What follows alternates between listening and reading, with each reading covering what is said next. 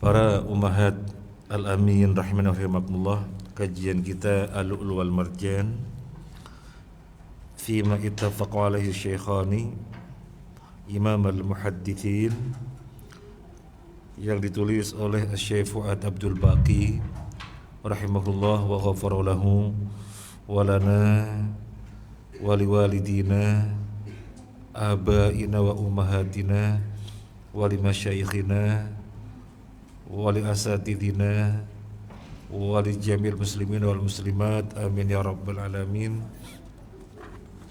Kita hari ini membahas hadis 73. Hadis 73 Al-Lu'lu' wal Marjan, hadis 73, nanti terkait dengan takdir. Kemudian kita bahas secara khusus tentang takdir.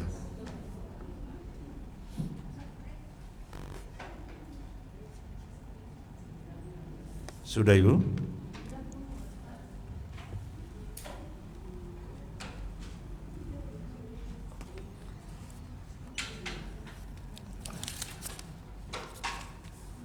Sudah ketemu? Yes, hadis 73.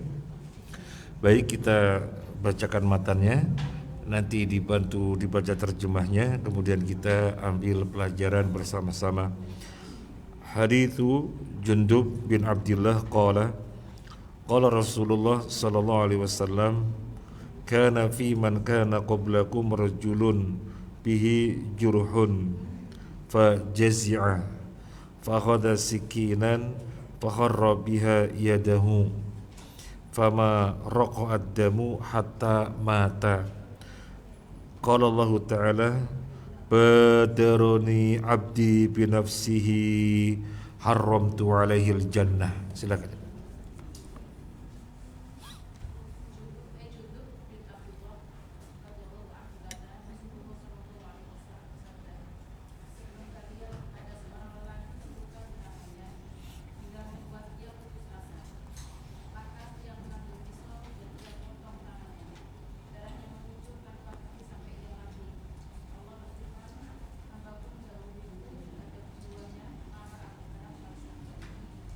Barakallahu fiik.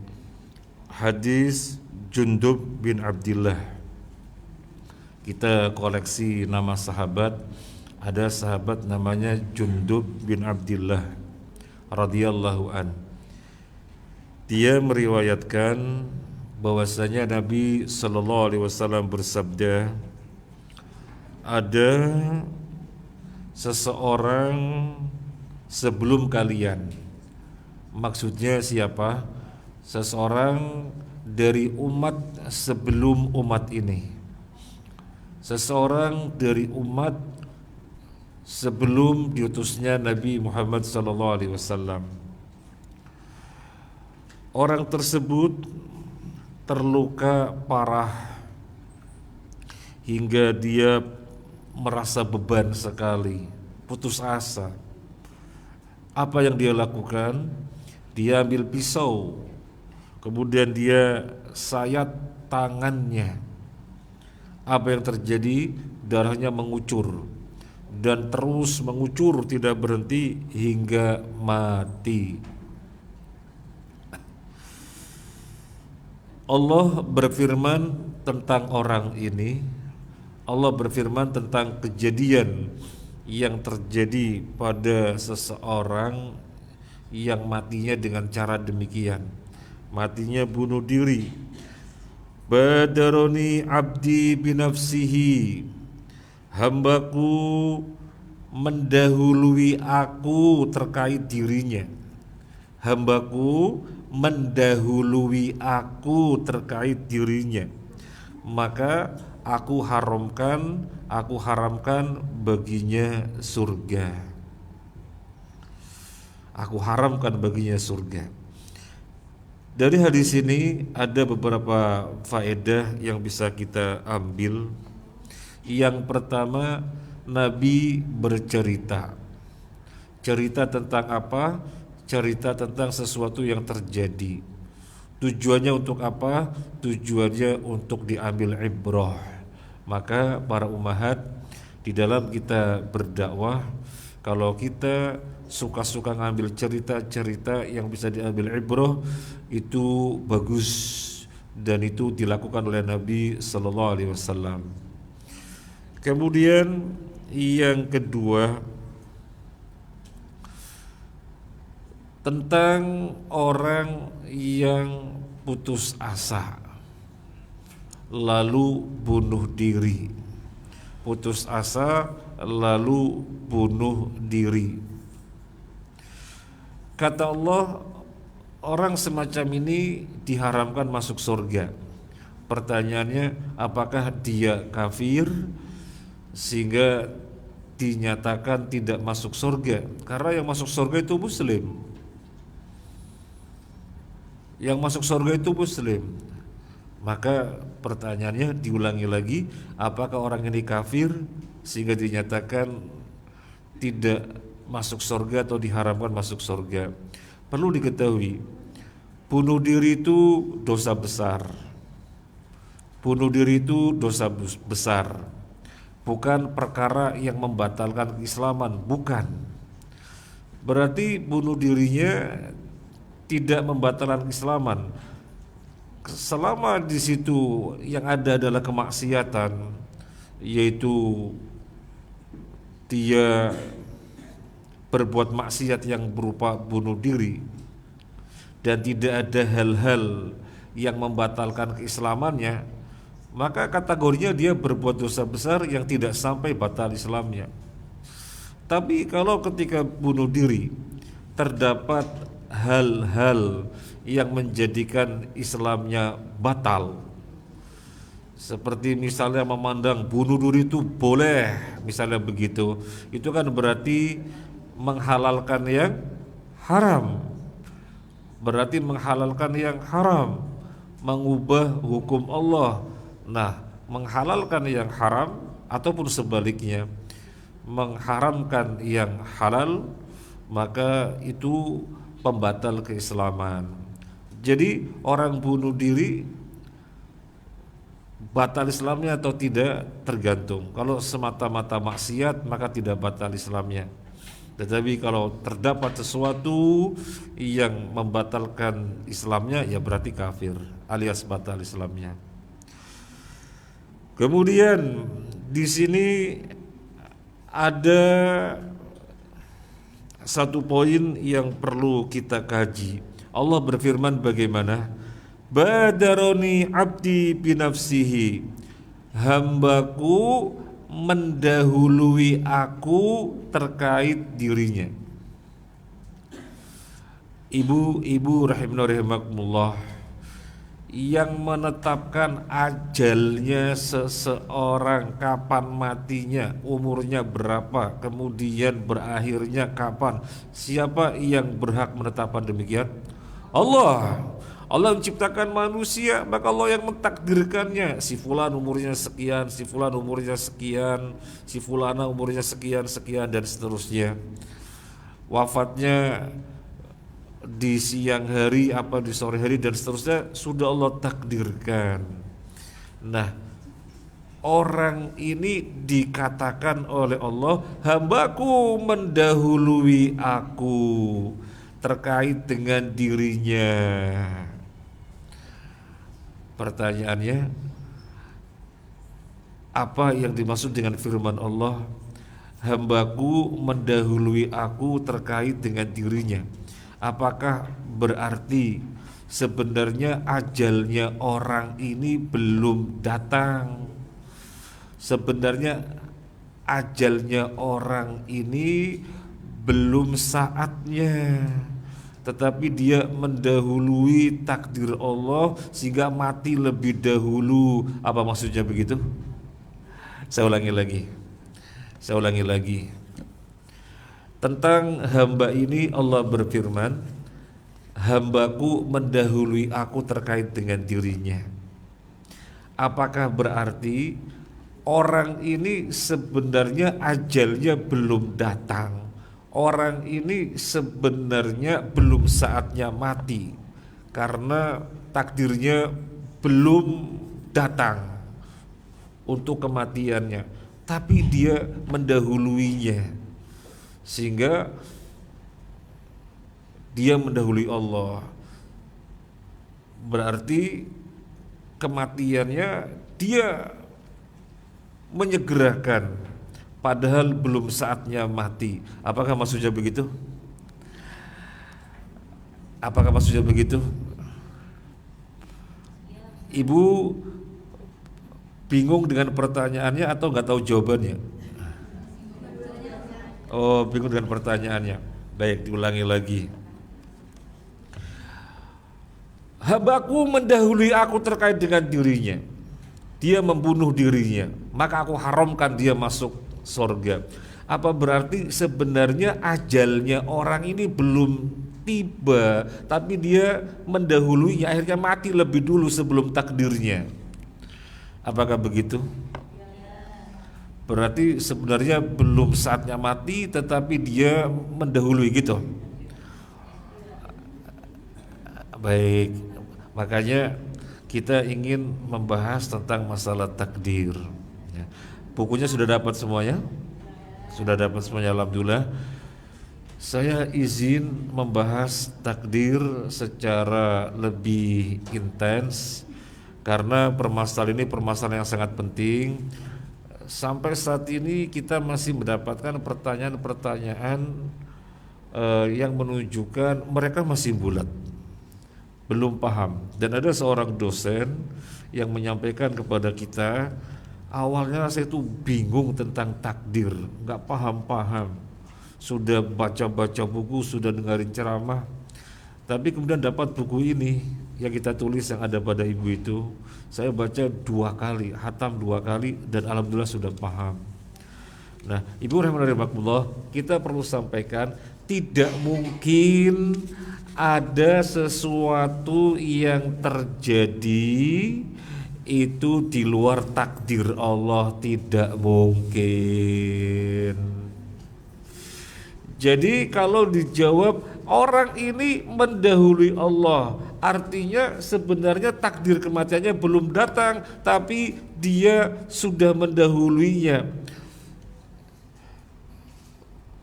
Sebenarnya belum datang kematiannya, tapi dia mendahuluinya. Apakah berarti dia kemudian menyegerakan mati padahal takdir kematiannya belum datang? Bukan demikian. Ya, memang sudah takdirnya. Jadi dia mati yang Allah firmankan tentang dia. Dia mendahului aku. Bukan berarti belum takdir ya. Ya memang saatnya, ketika itu memang saatnya mati, ajalnya sudah datang. Terus maksud firman Allah, dia mendahului aku, maksudnya bagaimana? Yang dimaksud adalah dia tidak pernah tahu bagaimana catatan takdirnya di Lauhul Mahfuz. Pernah tahu apa tidak? Tidak pernah tahu. Dia tidak pernah tahu catatan takdirnya di Lauhul Mahfuz. Memang kematiannya hari itu enggak tahu. Tapi dia kemudian ngambil pisau, nyayat tangannya biar mati. Itu yang dikatakan mendahului Allah. Karena sesungguhnya dia tidak tahu catatannya di Lauhul Mahfuz. Sama seperti ini Bu. Ada orang sakit. Kemudian ibu bilang kepada dia, "Bu, ayo berobat, ikhtiar ke dokter.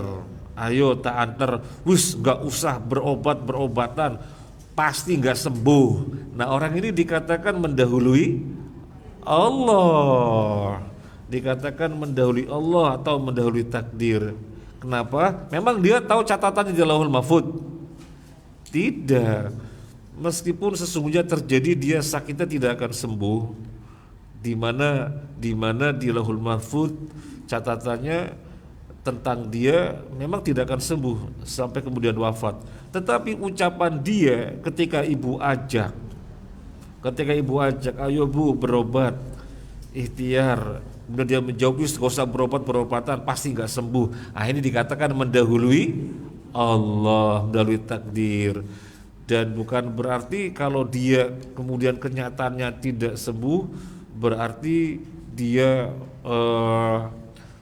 apa namanya, catatannya di sana tidak demikian. Catatannya memang tidak sembuh, tetapi ucapannya dia itu di mana dia tidak mengetahui lahul mahfud yang menunjukkan mendahului Allah. Jadi segala sesuatu yang terjadi sudah ditakdirkan. Baik, sekarang saya akan bertanya kepada Ibu. Ibu, adanya bunuh diri, adanya perampokan, pembunuhan, perzinaan, kemudian korupsi, maling, nyolong, merampok, dan maksiat-maksiat lainnya.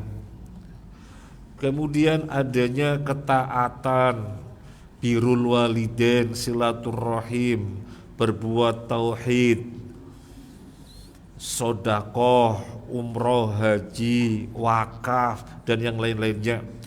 Semuanya itu sudah ditakdirkan apa belum? Sudah.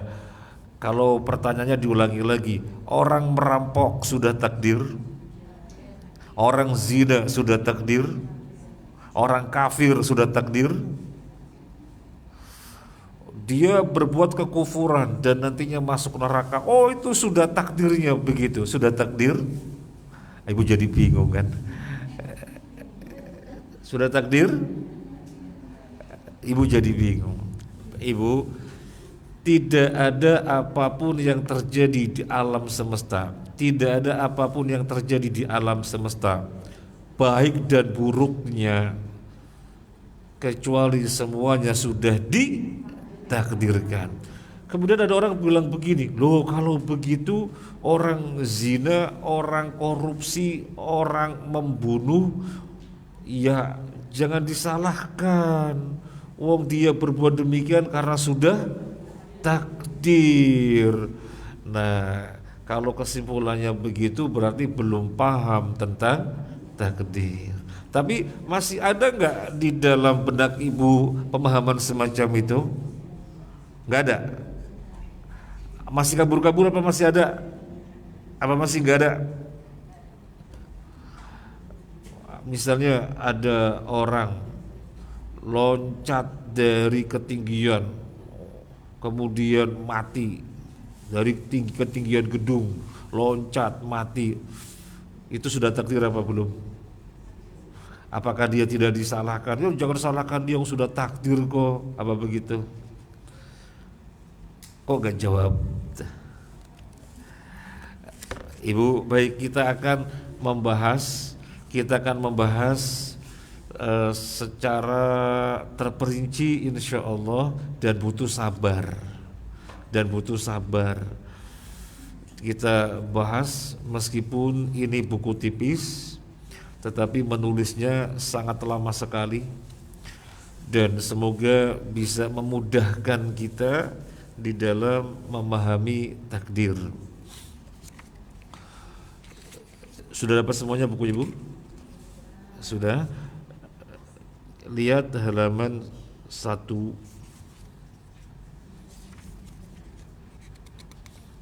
Lihat halaman 1. Memahami takdir. Jadi kita bahas dari awal, Ibu.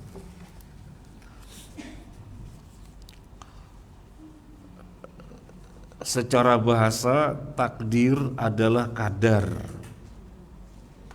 Ia berasal dari kata qadaro.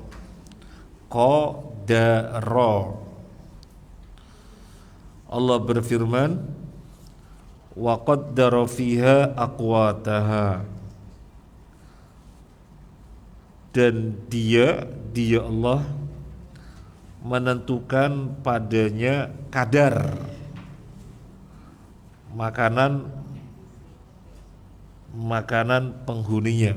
Ini tentang suatu daerah di pegunungan atau di gunung dan yang lainnya. siapapun yang ada di situ, Allah sudah tetapkan kadar makanannya. Jadi qaddara yuqaddiru takdiron, artinya menetapkan kadar. Ini secara bahasa, menetapkan kadar. Secara syar'i, kita lihat di bawahnya, secara syar'i takdir adalah penentuan kadar segala sesuatu sebelum terjadinya dan penulisannya di Lauhul Mahfuz. Ini secara syar'i. Penetapan kadar terhadap segala sesuatu. Enggak ada yang keluar dari kategori segala sesuatu. Semuanya ditetapkan kadarnya. Semuanya ditetapkan kadarnya sebelum terjadinya. Juga hal tersebut telah dicatat di Lauhul Mahfuz. Ini secara syar'i. Ibu sekarang berada di masjid. Ibu ada yang duduk di sebelah kanan, ada yang duduk sebelah kiri, ada yang depan, ada yang belakang, ada yang bersandar, ada yang enggak. Ada yang bersandar? Ada, berarti sudah tidak muda. Nah, sebelum kejadian ini Allah telah tetapkan kadarnya apa belum? Sudah. Bahwasanya ibu hari Rabu ini tanggal berapa Safar, 11 apa 12 Safar, ibu akan duduk di sana, di sini ibu menghadiri kajian Al-Lu'lu' wal Marjan. Itu sudah Allah tetapkan bahwasanya ibu akan mampu demikian, dan hal itu telah Allah catat di Lauhul Mahfuz. Jadi penetapan kadar apapun sebelum kejadiannya dan pencatatannya di Lauhul Mahfuz. Nah, itu secara syar'i.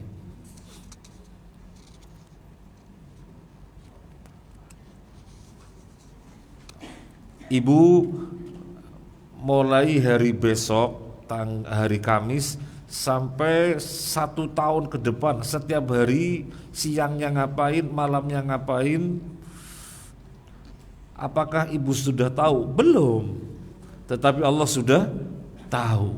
Jadi semuanya telah ditetapkan kadarnya, dan semuanya itu telah Allah catat di Lauhul Mahfuz. Ini secara syar'i. Sekarang yang B, hukum beriman kepada takdir. Hukumnya wajib. Disebutkan dalam hadis Zaid bin Thabit, walau kana laka jabalu Uhudin aw mithla jabali Uhudin dhahaban anfaqtahu fi sabilillah ma qabilahu Allahu minka hatta tu'mina bil qadar wa ta'lama anna ma asabaka lam yakun liyukhti'aka wa anna ma ahtaka lam yakun liyusibaka wa innaka in mitta ala ghairi hadza dakhalta an-nar, rawahu Ahmad. Nabi SAW bersabda yang maknanya, jika Anda berinfak emas sebesar gunung Uhud, Anda infakkan di sabilillah, Allah tidak akan menerima.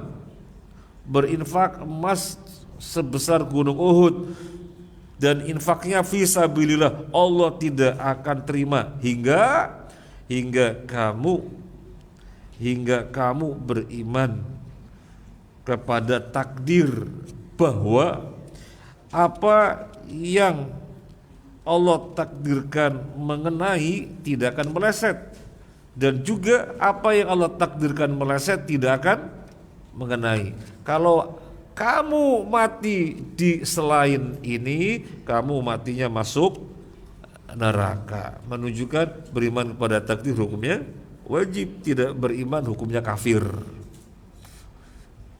Dan rukun iman ada 6, salah satunya iman pada takdir. Bayangkan ibu berinfak emas sebesar gunung Uhud, ikhlas karena Allah, iya, tapi tidak percaya takdir, tidak diterima itu infaknya karena belum sebagai muslim. Sebagai muslim, untuk disebut sebagai muslim, untuk disebut muslim mesti beriman pada takdir. Yang Allah takdirkan kena pasti kena, nggak mungkin meleset. Yang Allah takdirkan meleset pasti meleset, tidak mungkin kena. Baik, hukumnya wajib. Sekarang yang berikutnya, C, kandungan takdir. Ini intinya Bu, pembahasan takdir intinya ini. Kalau kita memahami betul 4 kandungan takdir ini, berarti pemahaman kita sudah bagus. Tapi kalau kita nggak ngerti pembahasan 4 kandungan takdir ini, berarti kita belum paham tentang takdir. Pemahaman belum bagus. Yang pertama, kandungan iman pada takdir yang pertama mengetahui, yang kedua mencatat, yang ketiga menghendaki, yang 4 menciptakan. Ini 4 kandungan takdir. Yang pertama Allah mengetahui, al-ilmu. Yang kedua Allah mencatat, al-kitabatu. Yang ketiga Allah menghendaki, al-iradatu atau al-masyiatu. Yang keempat Allah menciptakan, al-khalqu. Diingatnya gampang, mengetahui, mencatat, menghendaki, menciptakan. Kita dulu disuruh ngapalin oleh Syekh ketika belajar takdir. Ihfaz al-ilmu wal kitabatu wal masyiatu wal khalqu. Kita dulu disuruh ngapal. Dihafal dulu Ibu. Yang pertama Allah mengetahui, yang kedua Allah mencatat, yang ketiga Allah menghendaki, yang keempat Allah menciptakan. Ini inti pembahasan takdir, harus dipahami baik-baik. Yang pertama mengetahui. Yang pertama mengetahui. Allah mengetahui.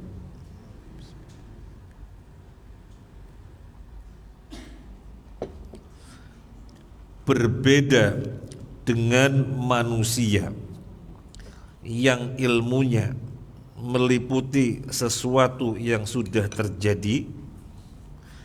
Ilmu Allah meliputi semua hal, termasuk sesuatu yang belum terjadi. Dia Azza wa Jalla mengetahui semua yang akan terjadi pada semua makhluk dengan sangat rinci sejak diciptakannya hingga hari kiamat. Jadi seluruhnya segala apapun Allah mengetahuinya secara rinci, sedetail-detailnya sampai hari kiamat. Kita lanjut. Daun per helainya, binatang per ekor, buah per butir, pohon per batang, manusia per jiwa, angin per hembusannya, dan lain-lain, termasuk napas setiap helaknya,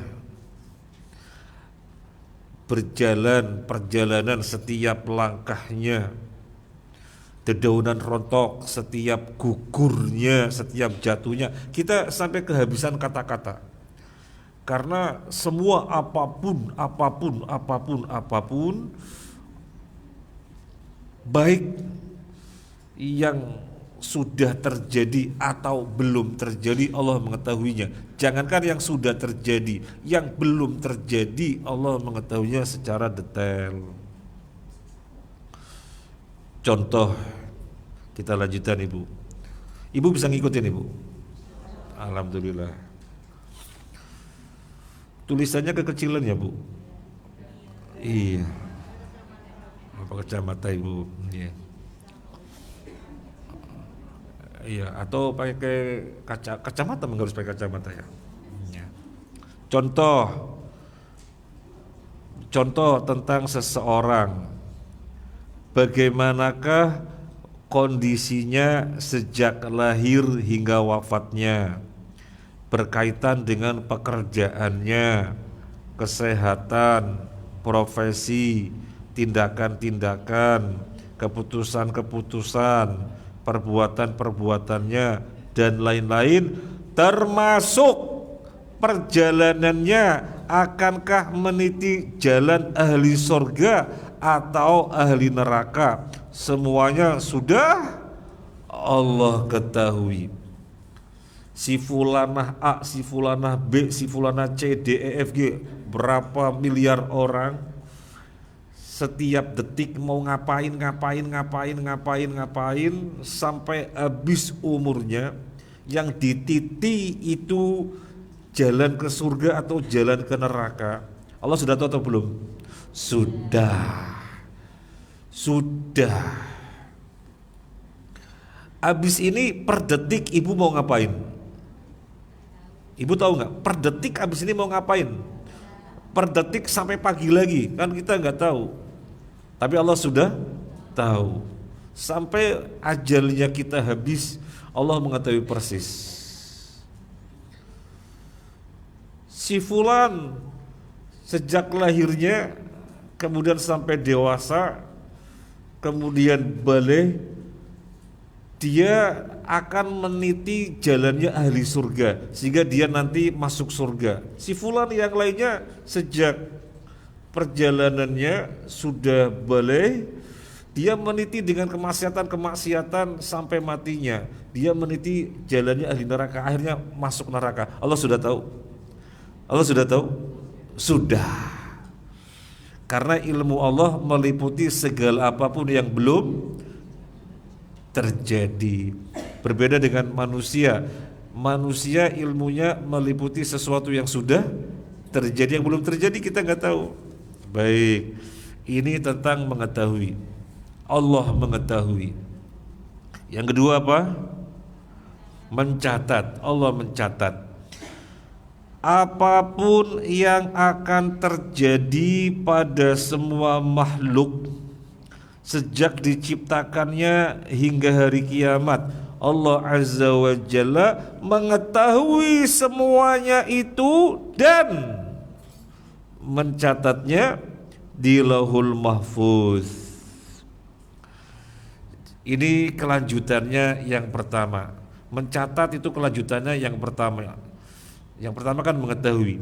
Segala sesuatu apapun pasti sudah Allah ketahui secara detail, secara rinci sampai hari kiamat. Sudah Allah ketahui. Nah, segala sesuatu yang Allah ketahui itu Allah mencatatnya di Lauhul Mahfuz. Berarti Allah mencatat di Lauhul Mahfuz berdasarkan apa? Berarti Allah mencatat di Lauhul Mahfuz berdasarkan, dan ilmunya mencakup segala sesuatu yang belum terjadi. Kita lanjut.